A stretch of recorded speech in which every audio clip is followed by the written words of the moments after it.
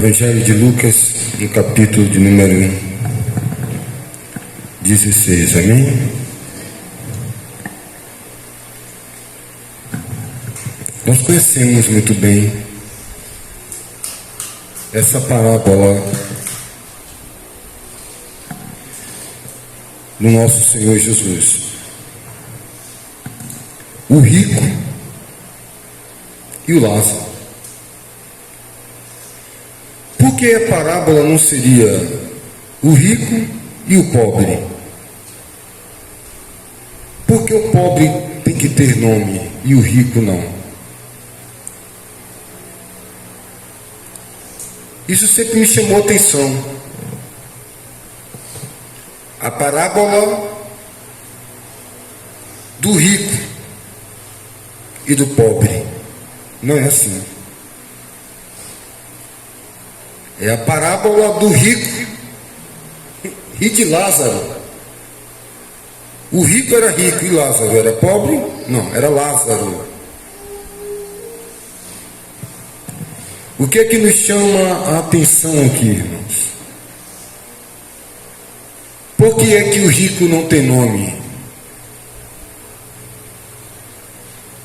Porque você não dá nome ao que você não conhece. Você não pode chamar alguém pelo nome dela se você não conhece. Nessa parábola aqui, o Senhor Jesus fala muitas coisas a serem reveladas pelo Espírito. Mas uma das coisas mais importantes de todas elas era que havia um homem que Deus conhecia. Deus não conhecia aquele homem pelos seus atributos qualificativos dados pela sociedade. Jesus fala de um homem que se vestia de púrpura, puro linho, pura seda. Jesus dá características para aquele homem, mas que era um homem desconhecido. Será que aquele homem não tinha nome? Tinha. Mas Deus não conhecia. Como pode isso? Como pode Deus ser onisciente? Conhece as profundezas do nosso coração, conhece o oculto e o escondido,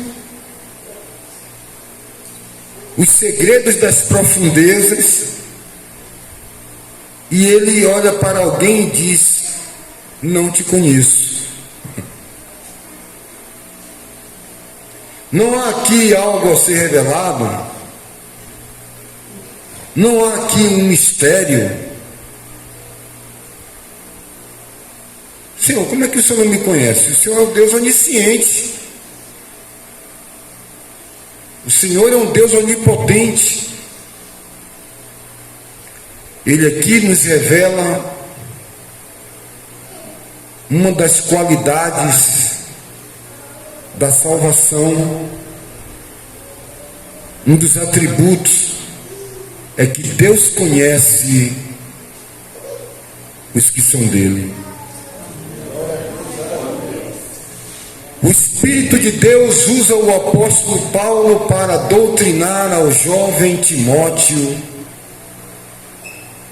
E diz para Timóteo: Timóteo, na casa tem muitos vasos, tem vasos de todos os tipos, vasos de honra, vasos de desonra. Existem problemas, existem dificuldades. A igreja do Senhor estava sob um ataque iminente de heresias e de problemas e de muitas dificuldades. O jovem talvez estava sendo atacado e Paulo queria deixar o seu legado na mão de alguém que desse continuidade. Paulo já tinha dito para Timóteo e disse para Timóteo: olha, o que tu aprendeste de mim, não entregue nem ensine para qualquer pessoa. Ensine para homens idôneos. imitai a fé dos espirituais. E aí, em um momento apoteótico, o Espírito de Deus ali brada no coração de Paulo, e Paulo escreve na sua carta para Timóteo, imprimindo-lhe com precisão o caráter, a impressão de Cristo na doutrinação, no discipulado, e disse assim: Paulo a Timóteo fala: Timóteo, Deus conhece os seus, aparte-se da iniquidade todo aquele que profere o nome de Cristo. O povo mais feliz que estar aqui em uma passagem, irmão Tiago, irmão Carlos Jackson, o povo mais feliz, mais ávido, mais seguro, mais constante, é o povo de Deus, porque sabe que no final de tudo, boa coisa se sucederá aos que temem o nome do Senhor.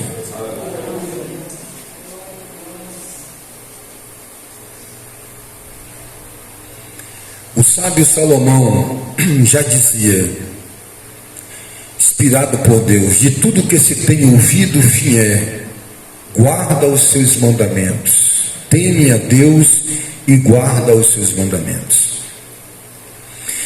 E Paulo então diz: Deus conhece os seus. Lá no livro do profeta Isaías,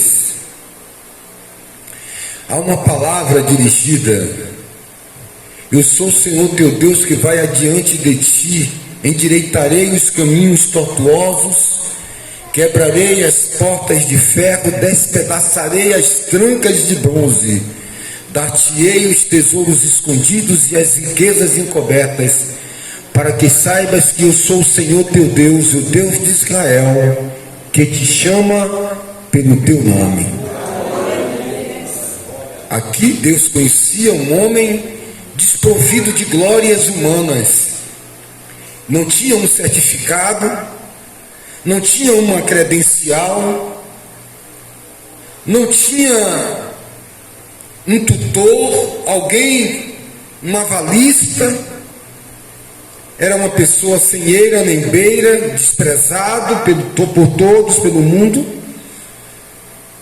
Ele era um homem que vivia na porta da casa do homem que Deus não conhecia, o homem rico, que a única coisa que ele tinha de qualidade é que ele se vestia de puro linho, se vestia de púrpura e de linho finíssimo, e de todos os dias, vem a redundância da palavra, todos os dias, regalava esplendidamente, com esplendor, com glória. Era o banquete daquele homem. E aquele homem que Deus conhecia, está escrito que nunca viu o justo mendigar um pão, mas diz aqui que ele era um mendigo. Será que o Senhor está querendo falar sobre algo que é uma parábola, é uma realidade física, uma ilustração? Ele quer dizer sobre a passagem do justo na terra, porque Lázaro, ele não tinha alimento, coberto de chagas, jazia à porta daquele homem rico, desejava se alimentar das migalhas que caíam da mesa do rico, e até os cães vinham lamber-lhe as úlceras. As qualidades daqueles que servem a Deus em toda a passagem da igreja, irmão Tiago. A igreja, ela foi marcada sempre pelos pobres. Como é forte essa palavra. Chegou um determinado momento que o irmão Tiago, observando o apóstolo, que a comunidade dos santos estava sendo influenciada pela sociedade pagã, e em um determinado momento já havia ali dentro uma certa pirâmide social. Os irmãos estavam sendo tentados para imitar uma sociedade pagã, ímpia e perversa, a ponto que já estava existindo uma pirâmide social dentro da congregação, no local de reunião dos irmãos, no conviver da igreja. E ali Tiago escreve dizendo que havia ali pessoas da sociedade ricas que iam fazer uma visita no local de reunião, com um anel no dedo, que era um símbolo da realeza, um símbolo de que a pessoa galgava um determinado nível da pirâmide social da época. E ali aqueles irmãos sendo tentados, titubeando talvez no entendimento do que é o evangelho, tirava aquele irmãozinho humilde, colocava no chão sentado, com licença, e colocava alguém importante para sentar. E aí o apóstolo escreve dizendo: Deus não faz acepção de pessoas, não há diferença para ele pelas condições. A igreja estava sendo influenciada de tal forma que já estava tendo um comportamento ímpio. E aí o apóstolo Tiago nos chama a atenção.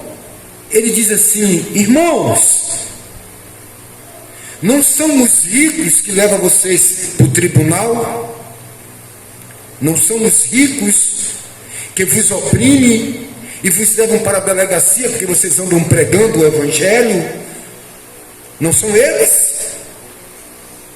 Em outro trecho, e aí há a importância de cruzarmos os textos da palavra de Deus para entender um evangelho que não se contradiz, que é um todo do início ao fim, que se completa.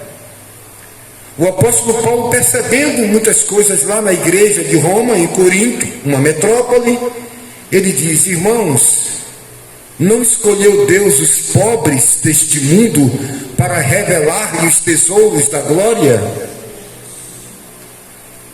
Onde está o sábio? Onde está o filósofo, o questionador? Não transformou Deus louca a sabedoria dos homens? E aí você começa a observar, quando o apóstolo Paulo escreve para os irmãos lá de Gálatas, ele advertindo os irmãos, dizendo: olha, irmãos, aqueles irmãos que porventura tiveram um encontro com Cristo e detêm bens financeiros no mundo, são ricos aqui pela visão da terra, tem uma fazenda, tem carro, tem uma estabilidade econômica. Eu estou dizendo para vocês agora que encontraram a Cristo, que vocês também agora se tornem ricos também para Deus, ajudando os necessitados da fé, os irmãos em Cristo. Veja que coisa maravilhosa, irmãos. O problema do rico é que a riqueza dele estava apodrecida, conforme o nosso irmão Tiago denuncia as desigualdades e as injustiças sociais que já existiam naquela época. As vossas riquezas estão apodrecidas e enferrujadas. Os trabalhadores, os jornaleiros clamam ao Deus de justiça. Vocês privam o direito do necessitado. Vocês roubam, vocês não pagam 13º, vocês não pagam férias, vocês colocam para fora e não dá a justa devido pagamento. Já havia desigualdades e injustiças. As vossas riquezas que vocês guardaram e que vocês entesouraram será uma testemunha viva contra vocês nos últimos dias.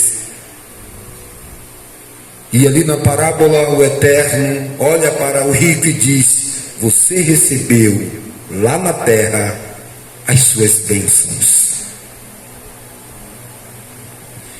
Você recebeu lá na terra os seus beneplácitos, os seus bens. Disse, porém, Abraão: filho, lembra-te de que ele recebeste os teus bens em tua vida, e Lázaro igualmente os males. Agora, porém, aqui ele está consolado, tu em tormento. Uma tradução literal iria dizer que rico não entra no reino de Deus. Quando o Senhor Jesus, então, ele diz que é mais fácil um camelo passar pelo fundo de uma agulha, era uma porta do curral de ovelhas, uma pequena porta que a ovelha passava, e um camelo com as cócovas grandes iria passar com muita dificuldade por uma porta pequena que foi feita para a ovelha. E Jesus disse que é mais fácil um camelo passar por uma porta, uma agulha, o fundo de uma agulha, do que um rico entrar no reino dos céus. E os discípulos disseram: bem, isso é impossível, então o rico não vai ser salvo? O evangelho é só para pobre? Porventura a palavra iria se contradizer? Se o próprio Paulo, lá adiante, pelo próprio Espírito que usava ao Senhor Jesus, estava em Jesus, estava em Paulo, disse que agora os irmãos que são ricos de bens devem ser ricos para com Deus. Ele aqui não está fazendo uma apologia à pobreza, até mesmo que a palavra não se contradiz, que as bênçãos do Senhor enriquecem e não acrescenta dores. Mas qual era o problema do rico? É que ele era rico de nada. Ele era tão rico que só tinha dinheiro. Ele não tinha caridade, ele não tinha amor. Não que a salvação é de obras, mas ele não era um homem piedoso, como aquele homem lá que era um gentil. Ele era lá um centurião, um gentil, Cornélio. E as escrituras dizem que ele ajudava muitas pessoas com o coração quebrantado e contrito. Ele contribuía até na construção da sinagoga. E as escrituras diz que Deus, na sua infinita misericórdia, havia uma visão de que o evangelho, de que Cristo veio só para os judeus. E Paulo representava o ministério para os gentios, nós, os povos, os não, os israelitas. E Deus já tinha dado uma visão a Pedro quando desceu o lençol com aqueles animais imundos que na antiga aliança proibia-se comer, e Deus disse a Pedro: mata e come. Senhor, eu nunca coloquei coisa impura em minha boca. E Deus estava dizendo: mas não diga que é impuro, que Deus tornou puro, mostrando que nós éramos esses animais, essas aves impuras, e quem tem Cristo, o evangelho se espalha a todos os povos. E naquele momento ali, Cornélio, gentil, as escrituras dizem que Deus contemplou ele, como o próprio Deus contemplava o rico que se galanteava, que se regalava esplendidamente, e contemplava Lázaro na sua porta, e que ele não, com condições, e nunca viu o amor ao próximo. E Deus também contempla o centurião Cornélio. Olha só que maravilha esse trecho. Deus envia um anjo para falar com Pedro. E o anjo fala com Cornélio, e Deus manda Pedro ir a Cornélio. As suas orações chegam aos céus, as suas esmolas foram vistas. Irmãos, o que nós semeamos é fruto do amor de Deus, porque a palavra de Deus diz que o fogo de Deus vai provar nossas obras, obra de palha, obra de madeira, obra de ferro, e vai pegar fogo quando Deus for provar o fruto, o porquê de tudo que fazemos. Nós já fomos em muitos momentos religiosos, já fomos em muitos momentos, amados irmãos, não só religiosos, fomos também serventes da religião, fazendo tudo contrário à palavra de Deus, sem nenhuma base na palavra de Deus, construindo metrópoles, construindo templos, doutrinas, pensamentos equivocados. E quando a maturidade vai chegando, a gente vai começando a ver o que é a realidade de Cristo. E ali nós observamos, irmãos, que o problema aqui não é em ser rico, é entender o que é a verdadeira riqueza do Senhor. Deus não deu a você, irmã Geórgia, a vida de Maria, de João, para você tomar conta e administrar. Deus não deu para mim a vida de Jonatas para mim administrar. Ele é o Senhor da vida dele. O que ele plantar, ele colherá.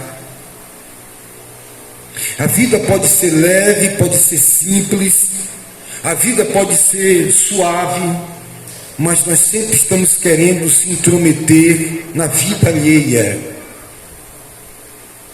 Queremos opiniões, queremos que coisas que não pertencem à nossa ossada. Não entendemos em nenhum momento, porque não temos uma vida de estudo da palavra para compreendermos a vontade de Deus expressa, para nós termos entendimento e vamos tomando atitudes e pensando com o nosso pensamento. Sobre isso Paulo diz: quando eu era menino pensava como menino, falava como menino, mas quando eu tive entendimento passei a falar como homem. Sem esse entendimento da palavra nós vamos continuar infrutíferos. Naquele exato momento ali acaba tudo, irmãos. Morre um, morre outro, ponto final da minha história, da sua história a qualquer momento. E o que estamos fazendo de nossas vidas? O que estamos fazendo da nossa vida? Salomão disse dessa enfadonha vida, essa enfadonha obra que Deus deu aos filhos dos homens. É só fastio, é só enfado e cansaço. Nada é válido, nada perdura, nada permanece, morre, se acaba. Acabou-se a Jovem Guarda, cadê a glória dos cantores?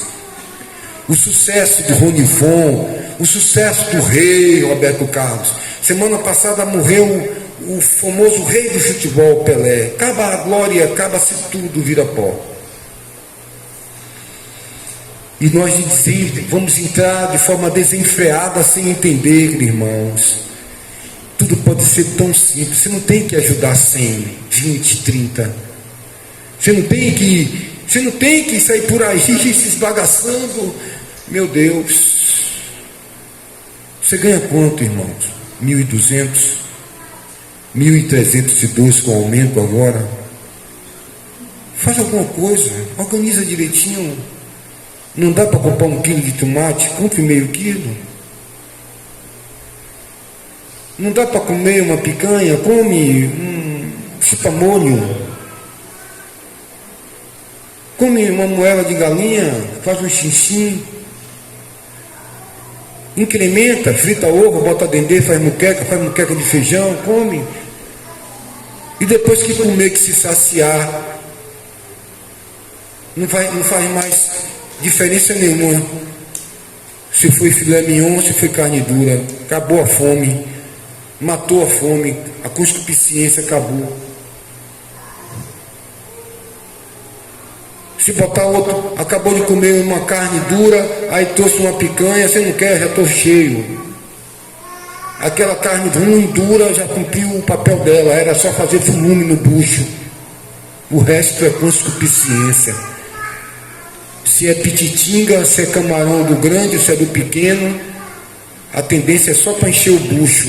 O resto é concupiscência dos olhos. É a vontade desenfreada do querer ter, do querer, meu Deus. E ali, quais são as características do que Deus está dizendo ali? Você recebeu os bens. Era isso que você queria, você recebeu. É pecado eu ter um carro? É pecado? Eu não estou entendendo. Então eu tenho que ser pobre, ser mendigo para entrar lá? Não é isso. Aqui ele estava mostrando as características do justo, o sofrimento. Moisés trocou a glória do palácio do Egito para ir para o deserto, fez as escolhas certas, sabe que a luxúria, o dinheiro mal administrado, a glória, com o tempo vai carcomendo a sua vida.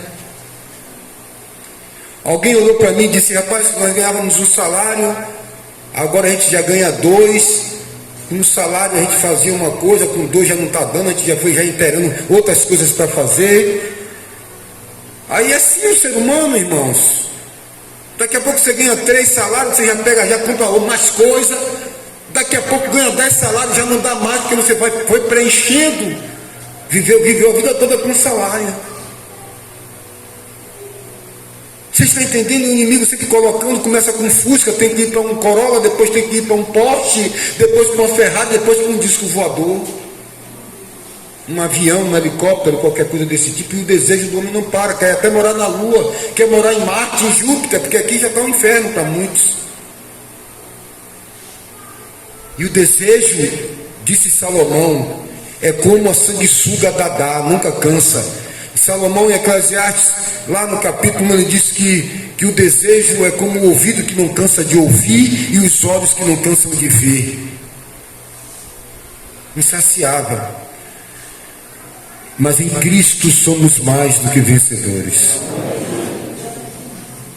Olha, é melhor eu ser sincero com você. Agora, como ministro do Evangelho, eu preciso ser verdadeiro. Da forma que muitos estão vivendo, vai ouvir: apartai-vos de mim que não vos conheço. Você vai brincando, tá? Você vai levando, fazendo pouca coisa, vai levando a coisa, sabe, sem ter responsabilidade, temor a Deus. É melhor eu dizer agora para você: olha, Flávio, conserta a tua vida. Não é desse jeito. Muda a tua direção. Tu tem uma natureza ruim. Você não vai entrar lá naquela terra santa. O impuro não habitará no novo céu e nova terra. Quem pula o muro é ladrão e salteador. Nem os loucos errarão o caminho, diz o profeta Isaías. As Escrituras, irmãos, é um trato de sinceridade e de verdade. O apóstolo Paulo escreve para a igreja de Corinto e diz assim: amados, eu estou sabendo que vocês estão miseráveis. Eu estou sabendo, e quem me falou foi a casa de Cloé. Toda a família veio aqui falar para mim que você, Flávio, está em uma situação deplorável, roubando ou mentindo, ou fornicando, ou prostituindo, seja o que for. Você diria: é uma indireta? Você diria, eu diria: a família de Cloé é fofoqueira? Ele deu nome aos bois. Na verdade, na sinceridade, irmãos, a gente tem que ir observando o comportamento e a vida dos irmãos e ajustando a cada um com as Escrituras. Não teria nenhuma dificuldade para Paulo chegar e dizer: olha, Pedro, aqui nessa reunião aqui, você é apóstolo, você está aqui primeiro do que eu, mas aqui não é hierarquia, tá bom? Aqui não tem negócio de rico, pobre, cita, bárbaro. Você, Pedro, está errado. Apóstolo e Paulo chamou a atenção na frente de todos. Hoje nós não usamos essa forma até mesmo O evangelho aí da religião tomou muitos formatos, mudou muito de uns tempos para cá. Mas eu não teria dificuldade. Não, nenhuma dificuldade. A questão é que a gente às vezes usa de uma cautela, deveria ter cautela, não, como é que a palavra nos ensina, um presbítero, um pastor, a uma pessoa que prega a palavra, que tem uma autonomia na congregação, se errar, deve ser o exemplo, chame na frente de todos, para que entenda. Muitas vezes, talvez nós nos acovardamos. O evangelho é uma lisura, irmãos. Pai Abraão, por favor, permita que Lázaro saia daí, molhe o dedo na água e pingue uma gota nos meus lábios. Alguém aqui com sede, jogando bola, correndo, fazendo um atletismo, chega no canto do futebol ou em casa, abre a geladeira e pinga uma gota de água, vai matar a sede? Ali era para dimensionar o tormento do inferno. É um tormento tão incalculável que o sujeito deseja uma gota de água nos lábios. Senhor, eu descobri essa verdade agora. Permita que Lázaro vá lá falar para os meus irmãos. Eu tenho 5 irmãos. Não é assim que funciona, filho. Seu coração está tão duro. O povo lá está com o coração tão duro. E lá eles têm os pregadores. Eles têm os Jonathan da vida. Tem os Juan da vida. Está pregando? Está falando do evangelho? Lá tem as Tamires da vida. As Midas da vida. Tem as Suede da vida. Está na posição mesmo? Dá para pregar, para salvar alguém? Porque Paulo disse, antes de salvar os outros, salva-te a ti mesmo. Você nem salvo é ainda, nem entrou, nem a metade do corpo entrou no céu. Se está fazendo o quê? Se enganando com falsos discursos. Não sede só ouvintes da palavra, mas sede praticantes da palavra. Vai levando, né? Na levada da breca. Está querendo parar. Está atrás do trio elétrico querendo parar, mas está ali. Um vai empurrando o outro. Na lavagem. Para aí, eu quero sair. Eu quero sair. Daqui a pouco ele já está lá no fim do mundo, porque um vai empurrando o outro, ele querendo sair e não consegue sair. É uma corrente de procissão. Sabe? Está no movimento porque achou bonito a saia da irmã, né? Dá uma aparência de santidade. Achou legal o modismo e entrou na religião. Porque foge da espada, faz que nem Saulo. Duro é contra ti fugir da ponta da faca. Sabe o que é um agrilhão? É a ponta de uma lança, meu amigo, furando ele e ele fugindo. Como você foge? Com as mesmas atitudes malignas. Como é que tem comunhão? Como tem paz? Como é que tem prosperidade?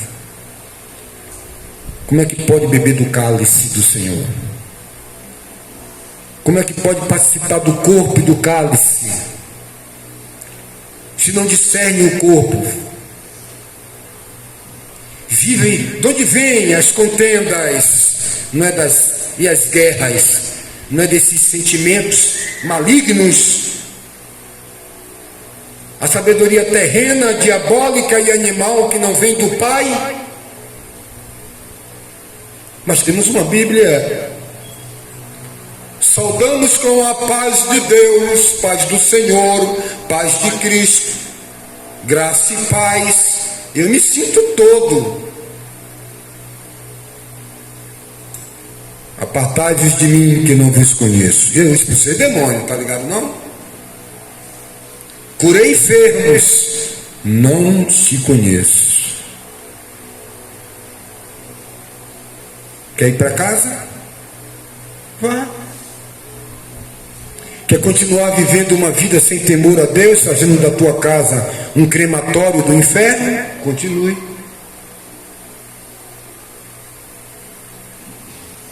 Aquele homem descobriu a verdade tarde demais.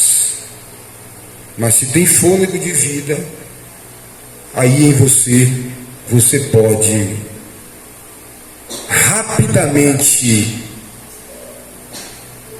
fazer que nem aquele homem que procurou o apóstolo Pedro com uma pacoteira de dinheiro e disse: me ensine essa magia aí, me ensine essa mágica aí. E Pedro disse: fica cego, filho do diabo, tu não tem parte nesse ministério, porque Deus conhece que o teu coração é maligno.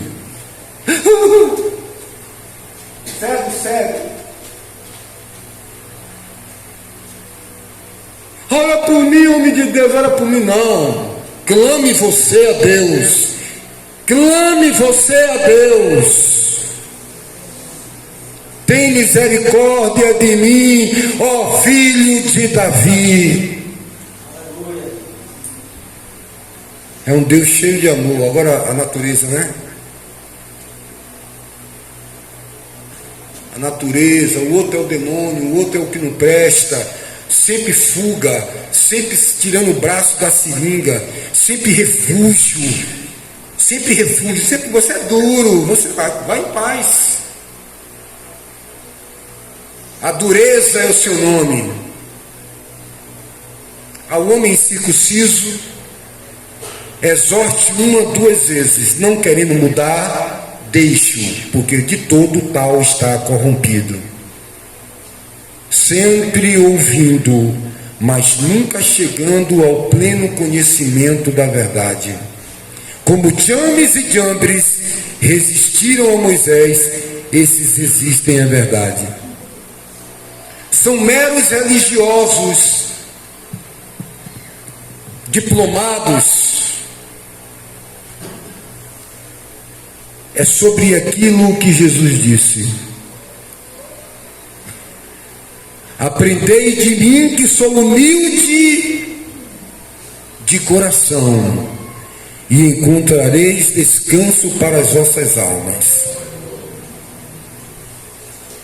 O que você está fazendo da sua vida? Acumulando diploma?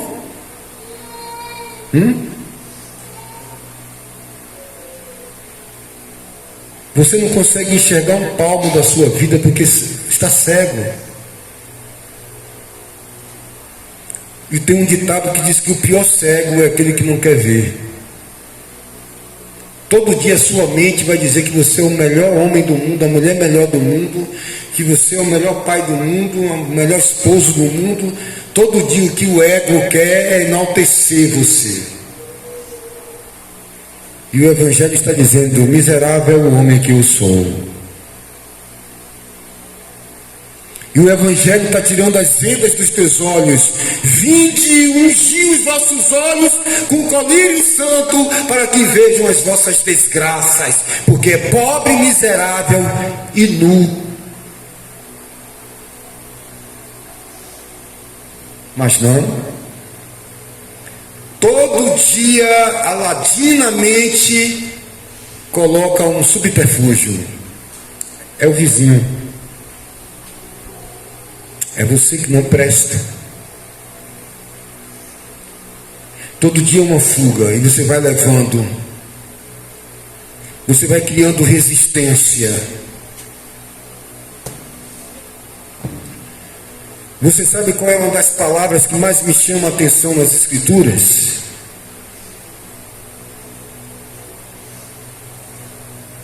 Não é sobre o derramamento do Espírito Santo lá em Atos 2. Uma das palavras que me chama mais atenção não é o Lázaro sai para fora. O que me chama mais atenção nas Escrituras não são certos milagres, mas uma das coisas que me chama mais atenção é aquele texto: resistir ao diabo. Não está dizendo seja cheio do Espírito Santo que o diabo vai fugir de você. tenha 3 carros na garagem, que o diabo vai fugir de você. Faça a prova do Enem, faça o faculdade, e o diabo vai fugir de você. Ande com um pé de coelho no bolso e um dente de arruda na orelha, um ramo, que o diabo vai fugir de você. Não, está dizendo, sabe o que é resistir ao diabo? É obedecer a palavra. Que palavra?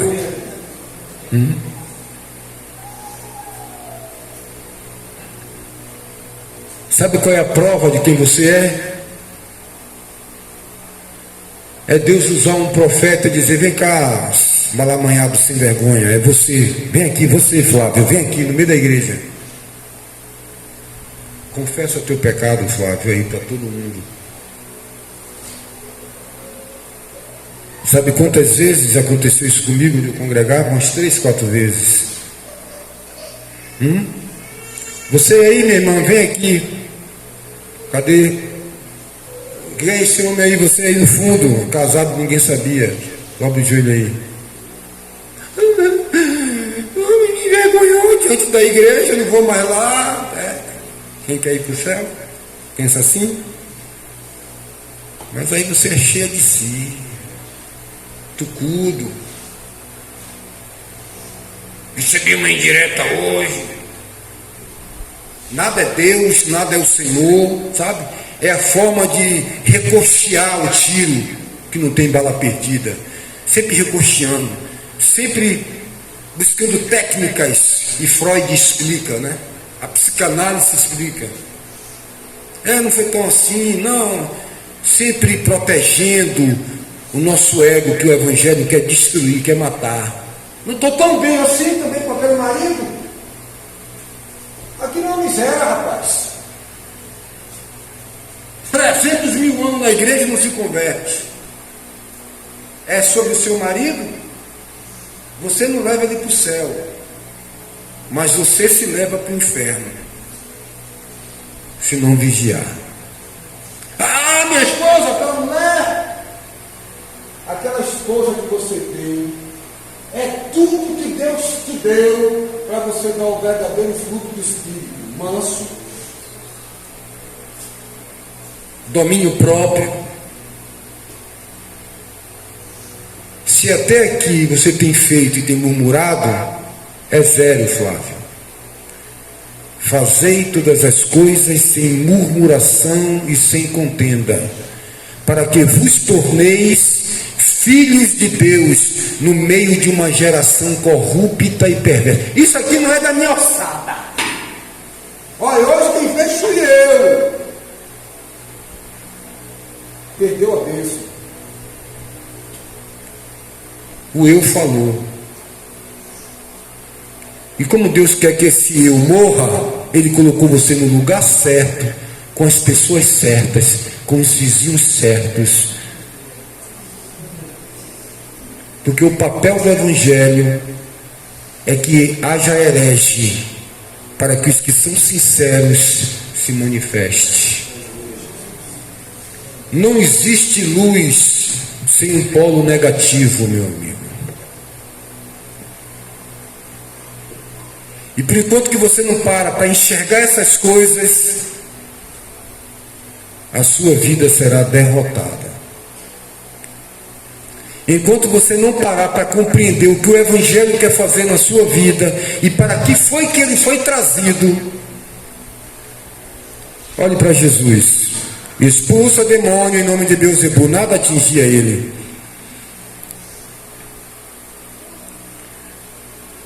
O outro negou, o outro roubava na bolsa, o outro queria pegar ele para apedrejá-lo.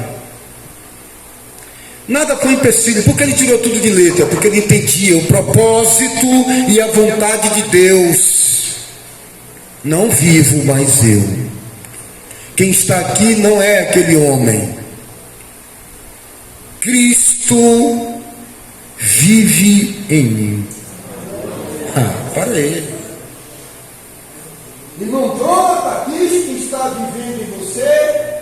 Irmão Jane, irmã Mida, irmã Maria do Carmo, Cristo é assim, é.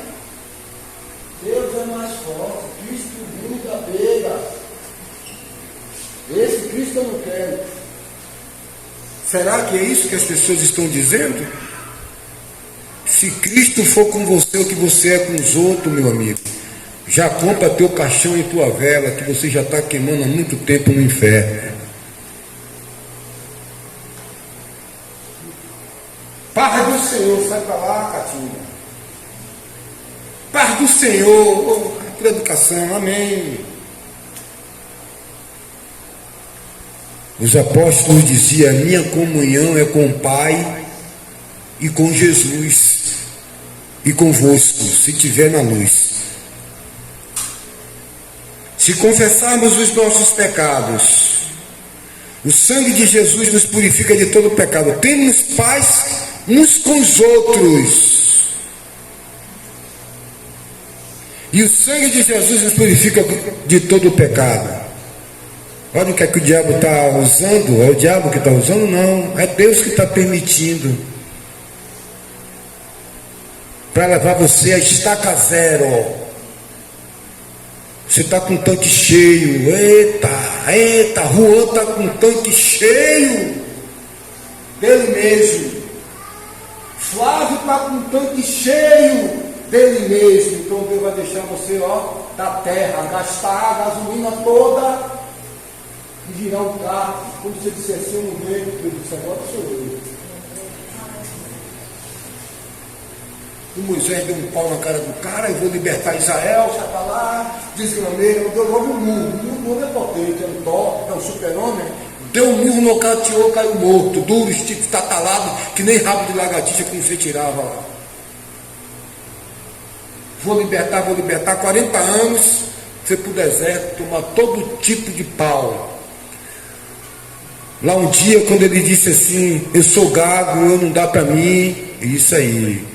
É isso aí, saia de cena para Deus entrar em cena, mas aí tem que acabar com você todo, no arame farpado mesmo.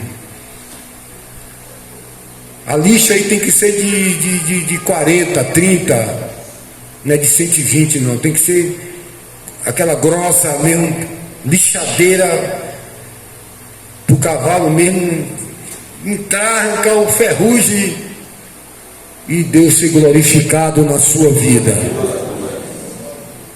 Não entendeu? Então você não sabe o que é o Evangelho. Você está precisando então de uma religião, de filosofia de vida.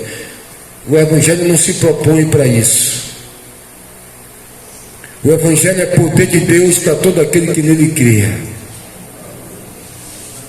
Se você sair de raiva, com raiva de mim, como as pessoas saíam de raiva quando Paulo pregava, quando Cristo, duro é esse discurso: Deus é me livre, Deus é mais. O apóstolo Paulo sempre estava dizendo: olha, irmãos, a minha pregação não veio de persuasão humana, mas na sabedoria de Deus, para que ninguém tenha sua fé apoiada no poder dos homens. O que queremos? É melhor parar agora,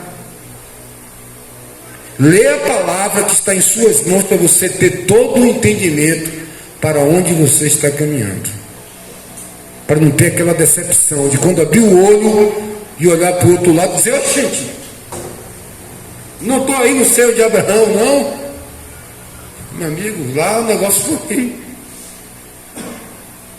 Oh meu Deus, deixa eu ir lá. Não é assim que funciona não. Lá ele tem os pregadores, lá eles têm Tiago, lá eles têm Cláudio, lá eles têm a irmã Geórgia. E aí, como é que está aí? Se dá para salvar alguém aí no seu testemunho? Lá ele tem a lei e tem os profetas, mas tem mais. Nem mesmo se ressuscitar alguém daqui, eles vão crer. Tu não crê não, rapaz.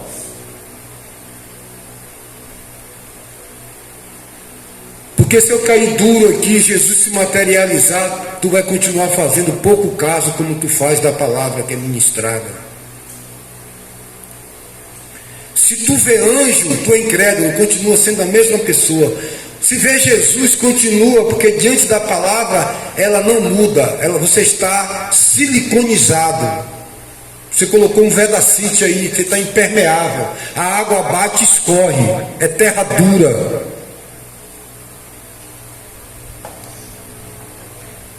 Vamos mudar essas situações. Todo dia eu me pergunto, e aí, Flávio, como é que vai ser hoje? Se daqui para meio-dia tu cair na tumba fria aí, como é que vai ser? Vai viver do passado?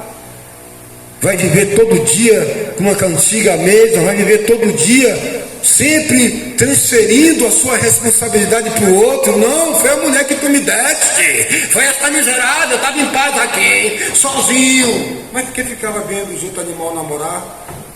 Com o olho duro, olhando aí, dizendo que você estava só. Aí agora, né, depois que namorou, né, vamos ver, tá beleza, esquece de tudo. Quando vem um espinho da rosa, você quer sair de baixo. Não, meu amigo, o pacote aqui é fechado.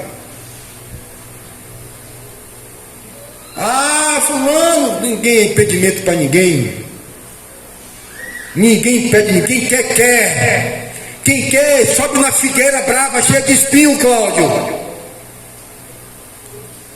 Quem quer vai dizer, Senhor, lembra-te de mim no dia quando tu entrares no teu paraíso. Quem disse a você que eu tinha paraíso? Aquele homem vinha ouvindo a mensagem há muito tempo, nunca se converteu, era ladrão. Nós estamos aqui porque nós merecemos, mas esse homem justo, santo, tu me conheces da onde? Jesus sabia os filhos da salvação, meu irmão. Deus acrescenta os que hão de ser salvos. 9h07. Se coloque de pé. Eu quero orar pela sua vida. Não é sobre ninguém, é sobre você, meu irmão. Qual é o fruto que você... Ei, esqueça os outros. É mentira sua, você é mentiroso e você é mentirosa. Toda vez que você fica se queixando, eu não sou por causa de Maria, eu não sou por causa de João, é mentira sua.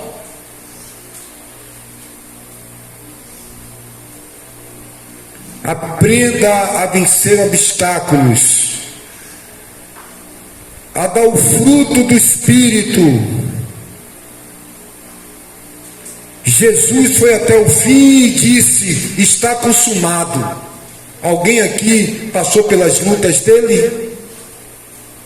Senhor, aparta de mim este cálice. Senhor, seja feita a tua vontade. Podes tomar o cálice que eu venho tomar? Senhor, permite que meu filho se assente à tua mão, à direita no teu reino. Podes ele tomar o cálice que eu vou tomar? Toma o teu cálice, irmão. Tu vai olhar para os olhos do Deus Todo-Poderoso e vai dizer que a graça que Ele te dá é pouca, insuficiente,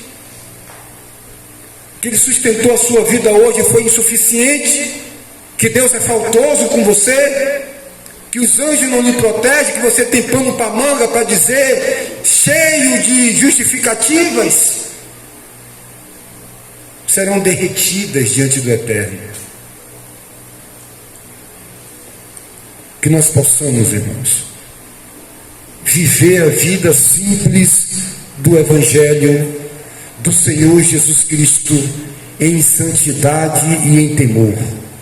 Segue a paz com todos e a santificação, sem a qual ninguém verá o Senhor. Feche os seus olhos, oremos ao Senhor. Ó Deus eterno, Pai do nosso Senhor e Salvador Jesus Cristo, de forma humilde nós pedimos que o Teu Espírito Santo, que está na palavra pregada, porque a letra mata, mas o Espírito da vida,